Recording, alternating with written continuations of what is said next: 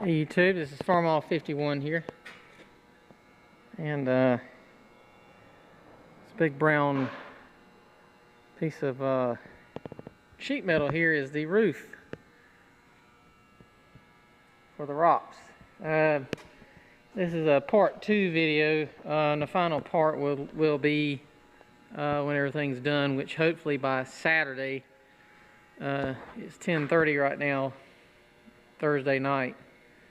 And I've been working on repairing a few cracked places and some rust holes in the roof there. But what I'm going to do is I'm going to go over this here. I'll tell you, I don't know how they did it at the dealer, or I guess they had a crane, you know, they didn't mind scratching the thing up. But I had both of these painted, and then I put them on the tractor. Well, that was no easy feat for sure. Took 3 of us to do it. Got it bolted in here. It's like the manual. Actually, I do not have anything on this other than the 140 parts diagram that shows this in the parts book.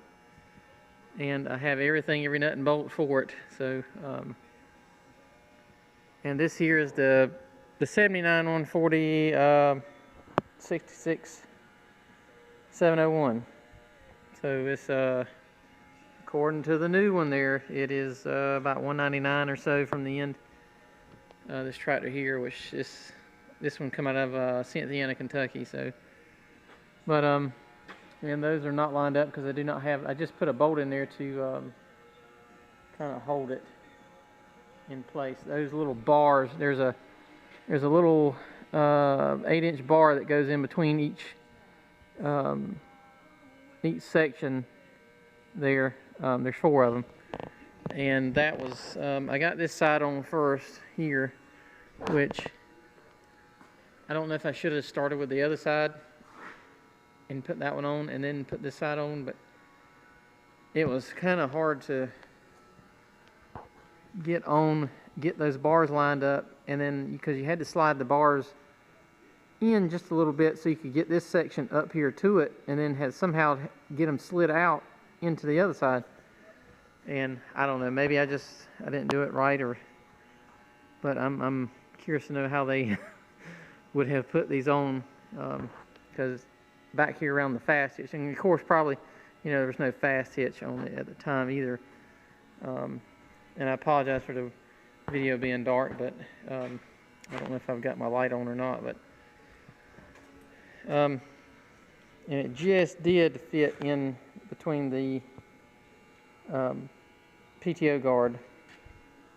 Like I say, they're not lined up because I do not have them torqued down yet, which that side up there is still pulled out a little bit, but and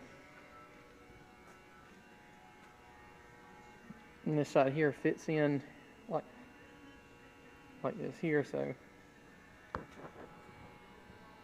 but other than being a little bit of a pain to get hooked up, it's quite large. Let's see. Let's step back here a little bit. It's quite large. And it feels such a small tractor, which, yeah, the 140 was the smallest of the tractors, but you know. But anyway, like I say, I've got the padding on top, as you can see along here. It called for a foam type strip to cushion the roof, and I've got those little brackets. There's 4 little brackets that hold the roof on each side. So, like I say, I'll do a video of when I get it done, which should be by Saturday. Also, good friends at Maple Hunter, Indiana decals. I got these here. These are copies of the original.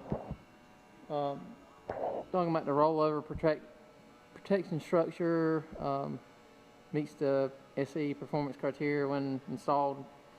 And then over here it talks about using your seat belt, which it does have the seat belt tabs. And I do have, I think it's a seat belt out of a Scout or a pickup or something, which probably would have been close to what they would have used on here. I'm not exactly sure. Maybe I'll find out, but I figure nobody, nobody will really know anyway. So, but hey, also, if you happen to be going to the North Carolina State Fair, you'll see this tractor here parked down at the Tobacco Life display down towards the